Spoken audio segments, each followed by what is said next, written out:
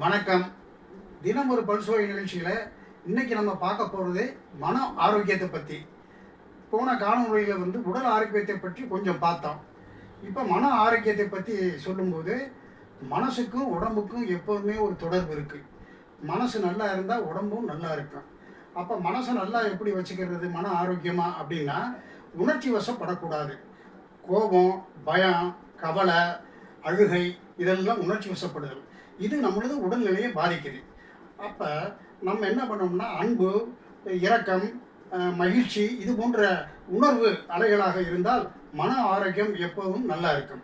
அப்போ மன ஆரோக்கியத்தை மேம்படுத்துறதுக்கு நம்ம என்ன செய்யணும் அப்படின்னா, தியானம், யோகா போன்ற வழிமுறைகளை நம்ம கடைப்பிடிக்கணும். பள்ளிக்கூடத்தில் படிக்கிற குழந்தைகளுக்கு மன ஒருமைப்பாடை ஏற்படுத்தணும்.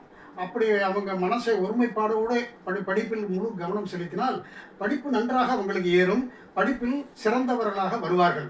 அதே போன்றுதான் விஞ்ஞானிகளும் மனசை ஒருநிலைப்படுத்துவதால் மன ஆரோக்கியத்தை மேம்படுத்தி புதிய புதிய கண்டுபிடிப்புகளை கண்டுபிடித்து உலக சமுதாயத்துக்கு பயன்படும்படி செய்கிறார்கள்.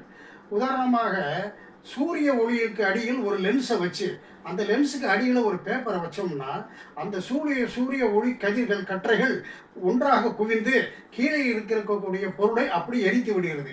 அதே போலதான் மன குவியலும் மன ஒருமைப்பாடும். அப்படி மன ஒருமைப்பாடு இருக்கும் பட்சத்தில் மன ஆரோக்கியம் நன்றாக இருக்கும்.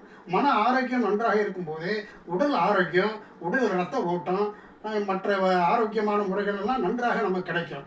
இப்படி மன ஆரோக்கியத்தையும் உடல் ஆரோக்கியத்தையும் பேணி பாதுகாக்க வேண்டியது நம் எல்லாருடைய கடமை. வணக்கம். இன்றோடு முடித்துக் கொள்கிறேன். நன்றி.